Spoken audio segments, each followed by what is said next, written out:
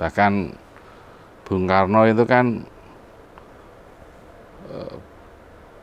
pangan, sandang, papan, itu nomor satu tuh. Yang kedua kesehatan, pendidikan. Yang ketiga itu jaminan sosial, baru yang lain. Nah, kesehatan ada di Komisi 9. Jaminan sosial ada di Komisi 9. Sambil contoh lah, orang Blora sakit jantung, orang Jakarta sakit jantung. Kedua-duanya harus dioperasi. Mana yang lebih mungkin menikmati operasi jantung, orang Blora atau orang Jakarta? Ternyata ini berhubungan dengan pendidikan dokter spesialis. Ternyata ini berhubungan dengan misalnya untuk menjadi dokter spesialis hanya orang-orang yang darah biru, yang punya duit, karena mahalnya pendidikan dokter spesialis.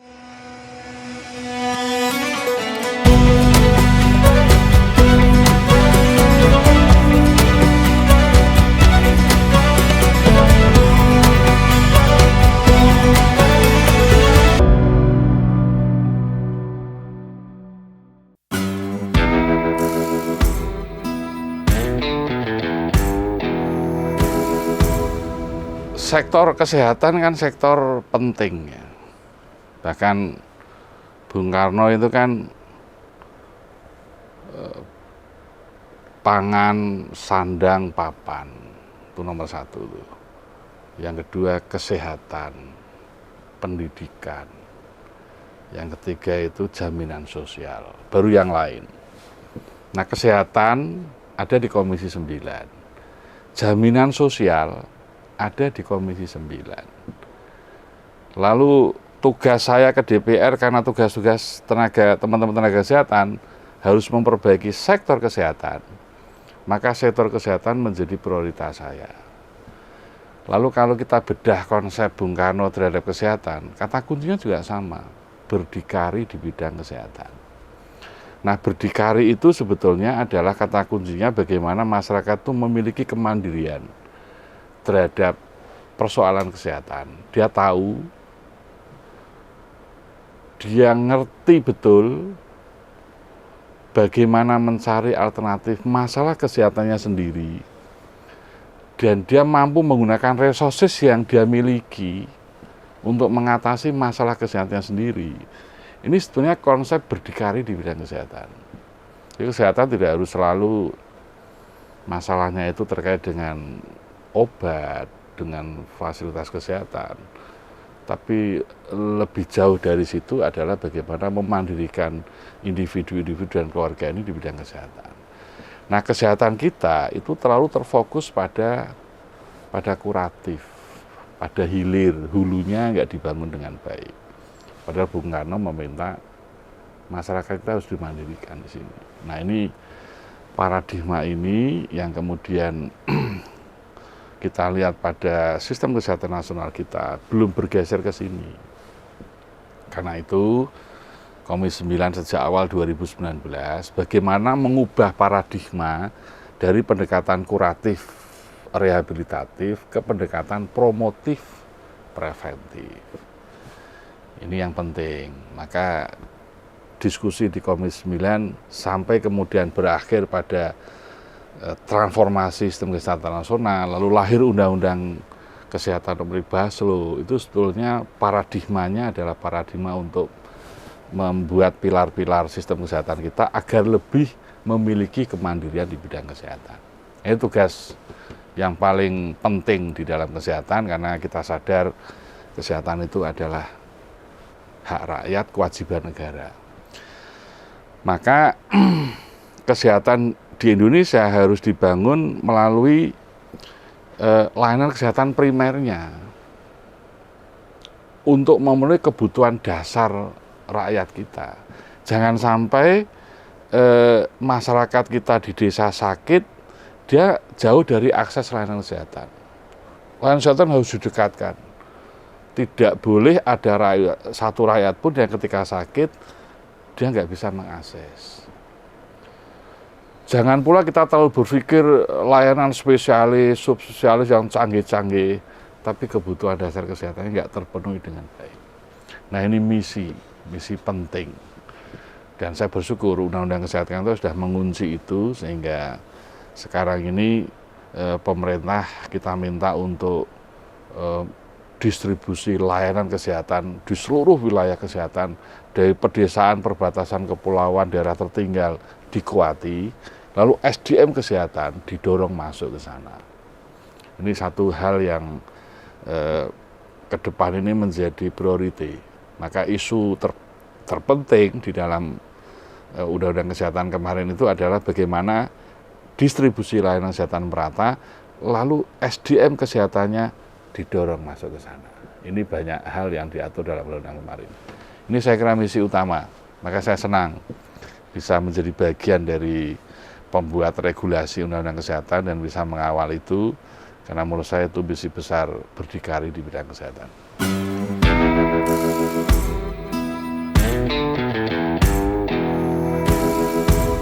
Pemerintahan Ibu Megawati telah melahirkan Undang-Undang Sistem Jaminan Sosial (SJSN) nasional. Lalu diperkuat dengan Undang-Undang BPJS. Nah, di dalam jaminan sosial kesehatan itu sebetulnya ada 3 hal yang harus kita kuati. Pertama, kepesertaan, WIS coverage, kepesertaan. 100% penduduk Indonesia ini harus wajib menjadi peserta BPJS, itu wajib, perintah undang-undangnya. Agar tidak boleh ada satu rakyat pun ketika dia sakit mikir biaya. Artinya negara harus menjamin kepesertaan ini, maka wajib yang miskin pakai APBN APBD, yang mampu bayar sendiri, gotong royong di situ dalam satu kelola BPJS. Nah, kita ini sudah mencapai angka 92%. Berarti tinggal 8% saja rakyat Indonesia yang ketika sakit masih mikir biaya. Ini sudah saya anggap berhasil. Ya. Yang kedua, persoalan biaya, pembiayaan. Pembiayaan kita itu kan selalu masalahnya kalau iuran naik udah gaduh. Ya kan? Akhirnya sampai sekarang kita belum menyesuaikan. Tapi dengan sistem sekarang, dengan pembiayaan sekarang, saya bersyukur BPJS sekarang sudah mulai tidak defisit. Artinya clear pembiayaan ini. Berarti negara ini, Pak Jokowi sudah sangat concern PBI, APBN di atas 60% dibayar oleh negara. Yang sisanya mandiri. Ini berarti sudah clear tentang pembiayaan. Dan saya mengamati sekarang BPJS sudah mulai plus, tidak minus, tidak defisit. Nah, yang ketiga ini persoalan jenis layanan kesehatan yang diberikan kepada rakyat. Mereka sudah bayar, jangan sampai kemudian dia nggak menikmati.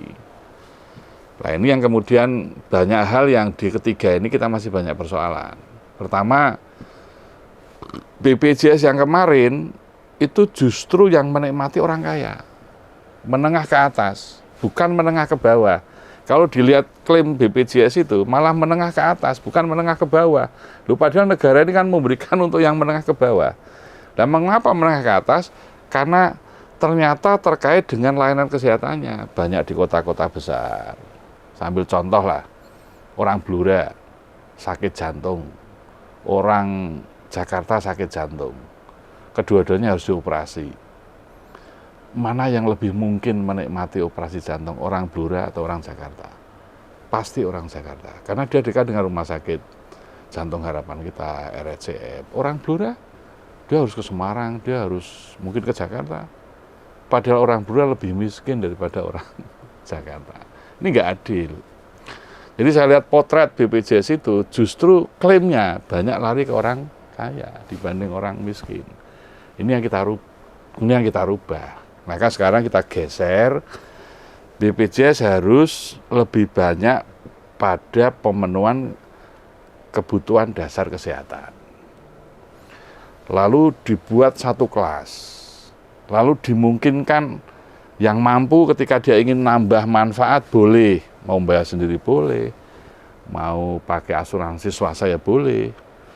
Lalu sistem layanan kesehatan primernya kita kuati, klinik, puskesmas kita kuati. Harus ada di seluruh wilayah Indonesia. Dokter, perawat, bidan digeser ke sana. Lalu puskesmas kita rubah jangan terlalu fokus pada kuratif. Biar yang klinik-klinik swasta ini hidup. Karena kebanyakan puskesmas, bupatinya membuat target PAD. Akhirnya memaksa orang yang tinggal jauh dengan puskesmas ketika sakit dia harus ke puskesmas. Padahal klinik yang di sampingnya ada, lebih dekat, nggak perlu ngojek. Di sisi lain klinik ini kapitasinya kecil, dia hanya 3.000, 4.000. Ini kita ratakan.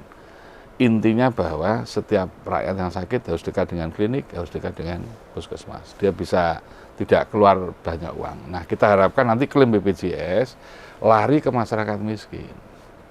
Kita perkuat layanan kesehatannya, kita perkuat SDM kesehatannya, dengan begitu ada keadilan sosial di bidang kesehatan. Nah, saya memiliki keyakinan kalau ini bertahan 2-3 tahun ke depan, maka saya berasumsi nanti klaim BPJS akan mulai dinikmati oleh orang miskin dibanding orang kaya. Nah, orang kaya ini ketika dia mau VVIP, mau nambah sendiri, mau asuransi swasta, silakan, orang mampu kok.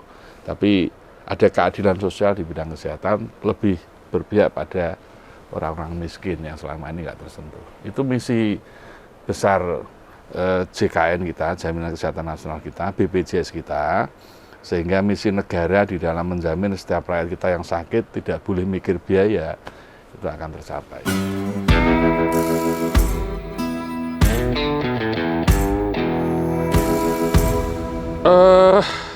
Komisi 9 dengan BPJS terus melakukan sosialisasi.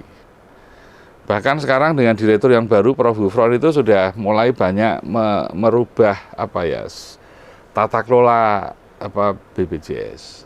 Tapi memang kita tidak bisa menghindari ketika kita mau efisien, value masyarakat tinggi, perubahan dari layanan konvensional ke berbasis teknologi informasi nggak bisa dihindari. Nah, seringkali masyarakat kita itu masuk ke tahapan digitalisasi. Ini apakah butuh waktu atau kesadaran mereka terhadap digital yang masih lemah, seringkali miskomunikasi.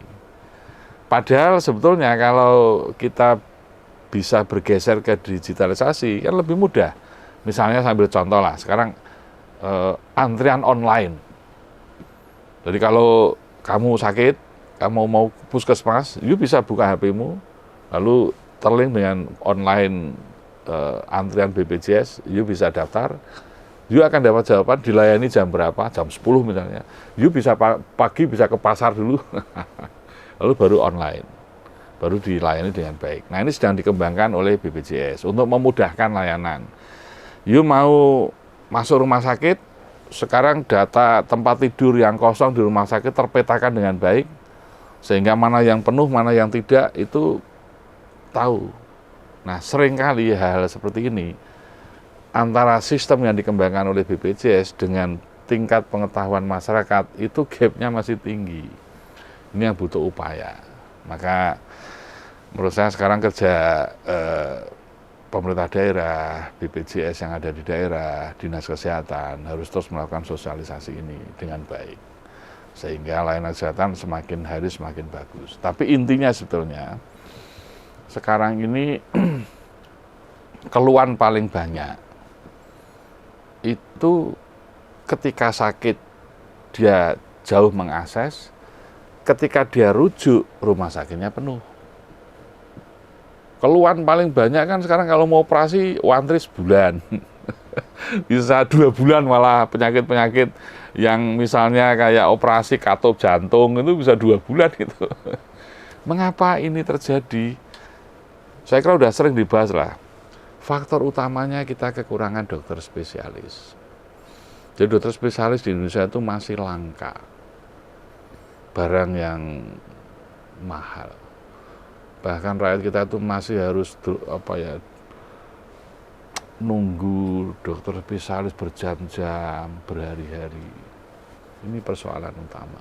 Ternyata ini berhubungan dengan pendidikan dokter spesialis. Ternyata ini berhubungan dengan misalnya untuk menjadi dokter spesialis hanya orang-orang yang darah biru, yang punya duit. karena mahalnya pendidikan dokter spesialis. Ini persoalan kalau nggak diuraikan, nggak akan selesai. Nanti yang rugi rakyat. Lalu undang-undang kesehatan kita bongkar. Maka kemarin yang sering demo itu kan pertentangan antara kaum profesional melalui organisasi profesi, apakah ID, PPNI, IBI, ya kan, terkait dengan perubahan sistem ini. Negara ingin memudahkan dalam konteks memudahkan untuk menjadi dokter dengan lebih sederhana, lebih simpel, tapi lebih produktif gitu ya, dengan kos yang lebih terjangkau, lalu dengan orang miskin bisa menjadi dokter. Itu kan kita buat seperti itu. Orang miskin jadi dokter spesialis itu kan sesuatu yang niscaya ke depan. Ini yang kita rubah. Maka pendidikan dokter spesialis kita rubah ada dua jalur, melalui university, melalui hospital. Dulu kan hanya melalui university. Ternyata di banyak negara itu berbasis hospital. Dan saya senang dengan itu, karena lingkungan pembelajaran dokter spesialis kan ada di rumah sakit. Dia belajar dari pasien, dia belajar dari sistem yang ada di hospital. Malah jarang yang berbasis university. Jepang, Korea, UK, Amerika, itu semua berbasis hospital. Nah, di Indonesia sekarang diambil keberanian mengambil pendidikan spesialis berbasis hospital, tapi tetap bekerja sama dengan perguruan tinggi. Yang perguruan tinggi tetap bekerja sama dengan rumah sakit. Jadi ada dua jalur, tapi satu standar akademik health system kita bangun. Tapi yang berbasis hospital itu kita kasih kesempatan beasiswa, baik dari LPDP, beasiswa dari Kemenkes, beasiswa dari pemerintah daerah, beasiswa dari donatur manapun, tapi dikontrak long term. Setelah itu ditempatkan sesuai dengan kebutuhan kita, petanya jangka panjang ya. Kalau dia melanggar kontraknya, maka surat izinnya kita cabut sehingga dia nggak bisa praktek. Dalam rangka untuk memeratakan distribusi layanan kesehatan, sehingga masyarakat kita itu ketika mengambil operasi atau kateterisasi jantung itu tidak hanya terpusat di kota-kota, tapi di semua kabupaten nanti kita akan dekatkan itu sehingga rakyat kita akan semakin mudah. Nah ini yang penting sebetulnya. Maka BPJS itu sebenarnya hanya eksekutor dalam konteks klaim pembiayaan, tapi dalam layanan itu tugas Kemenkes untuk distribusi ini. Maka sekarang dokter muda ingin ngambil spesialis langsung, nggak perlu pakai rekomendasi, nggak perlu pakai menunggu sekian tahun. You dokter muda lulus, selesai internship, bisa langsung ngambil spesialis. Selesai spesialis, bisa langsung ngambil subspesialis. Sehingga kita harapkan nanti spesialis kita itu umurnya itu sekitar 35 tahun, 34 tahun. Subspesialis kita bisa umur 39 atau di bawah 40 tahun. Sehingga menikmati SDM-nya ini masih bisa panjang. Ini saya kira transformasi SDM kesehatan kita, karena kelemahan utama layanan kesehatan itu pada SDM kesehatan itu. Termasuk juga yang perawat spesialis, bidan spesialis, sehingga kita kan juga misalnya isu-isu tentang standarisasi rumah sakit standar nasional, bersaing dengan Singapura, bersaing dengan Malaysia. Kalau SDM kita itu gap-nya segini kan berat juga itu. Maka sekarang ini kita genjot SDM kesehatannya itu. Kualitasnya tambah, kuantitasnya terpenuhi, terdistribusi merata di seluruh wilayah Indonesia, terutama daerah-daerah yang sulit-sulit. Bagi mereka yang di daerah sulit, kita jamin kesejahteraannya, kita tambahi, ada insentif daerah-daerah yang khusus. Itu sebetulnya dalam rangka untuk keadilan sosial di bidang kesehatan.